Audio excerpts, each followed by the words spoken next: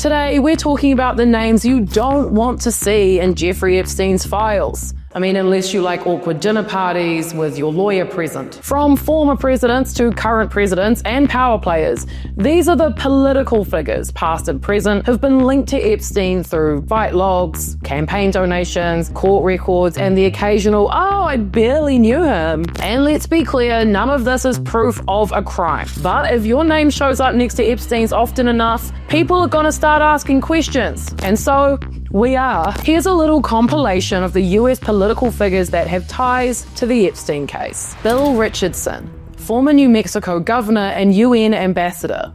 Quick resume. Former governor of New Mexico, 2003 to 2011, US ambassador to the United Nations, energy secretary under Bill Clinton, and a 2008 presidential candidate. Why he's here. In unsealed depositions, Virginia Giuffre claimed Ghislaine Maxwell sent her to New Mexico to give Richardson a massage, which in Epstein world often meant something sexual. She couldn't remember the date or confirm if she was underage, but the allegation was on record. Richardson says it never happened. He says he's never even met Virginia, never seen Epstein with young girls, and that prosecutors told him he wasn't a target, subject, or witness. The New Mexico tie is very much worth noting. Epstein's sprawling Zorro Ranch appears over 24 times in unsealed documents, and Richardson's campaigns in 2002 and 2006 took donations from Epstein. Richardson says he and his wife visited the ranch once, and even offered to help investigators.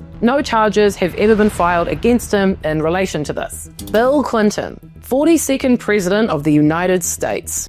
Quick resume. President from 1993 to 2001, former governor of Arkansas, founder of the Clinton Foundation, and a heavyweight in global politics. Why he's here. Flight logs show Clinton on Epstein's jet multiple times. Clinton says it was for 4 trips for foundation work, with Secret Service going along with him. Records suggest it was actually at least 27 flights. Epstein visited the White House at least 17 times while Clinton was president. Virginia alleged Clinton visited Epstein's private island. Clinton denies it. Secret Service logs don't show it, and no evidence confirms it. In January 2024, Clinton's name surfaced again in newly unsealed court documents from Virginia's civil suit against Ghislaine Maxwell. And in August 2025, the House Oversight Committee subpoenaed both Bill and Hillary Clinton as part of a broader probe into the Epstein case. But that's like federal law stuff, not over any direct allegation against him. Bill Clinton denies all wrongdoing and has never been charged in connection to Epstein. Howard Lutnik, Wall Street CEO and US Commerce Secretary. Quick resume. CEO of Cantor Fitzgerald since 1991, major Wall Street figure, and current US Secretary of Commerce. Why he's here. He owned 11 East 71st Street, right next door to Epstein's notorious Manhattan townhouse. Before Lutnik bought it in 1998, the property was tied to Leslie Wexner, Epstein's billionaire associate, through a company where Epstein was vice president.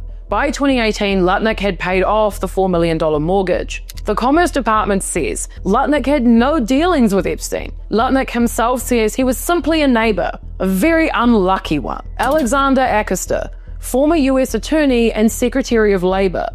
Quick resume. US Attorney for the Southern District of California from 2005 to 2009, and US Secretary of Labor under Donald Trump in 2017 to 2019. Why he's here. Alexander approved Epstein's infamous 2008 non-prosecution agreement. Epstein pleaded guilty to 2 state prostitution charges, served 13 months on work release, and got immunity for any potential co-conspirators. That deal effectively ended a federal sex trafficking probe that could have brought much harsher charges. The DOJ later called his actions poor judgment, but not misconduct. Alexander has claimed he was told Epstein belonged to intelligence and was above his pay grade. Public backlash forced his resignation in 2019, shortly after Epstein's rearrest. Alexander has never faced criminal charges over the deal, only criticism. And yeah, like he was in the government, so, you know.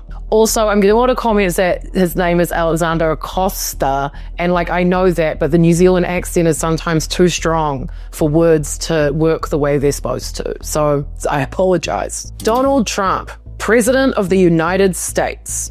Quick resume. President, real estate developer, TV personality, and owner of Mar-a-Lago in Palm Beach. Why he's here. Trump and Epstein were Palm Beach neighbors in the 90s and early 2000s. They were photographed together at events, including Trump's 1993 wedding. In 2002, Trump called Epstein a terrific guy who likes beautiful women almost as much as I do. A 1992 Mar-a-Lago video shows them laughing together while women dance around nearby. Trump reportedly flew on Epstein's plane in the 90s. By 2004, they had fallen out over a mansion sale. Trump later banned Epstein from Mar-a-Lago for allegedly harassing a teenage girl, something I'm sure they could both spot easily. Trump's name appears in unsealed documents, but without specific allegations. As president, he pushed to unseal Maxwell's grand jury records, and, it was a move that critics called political theater. I looked into that one for you just the other day. I've also done a full, detailed deep dive into Trump and Epstein's friendship.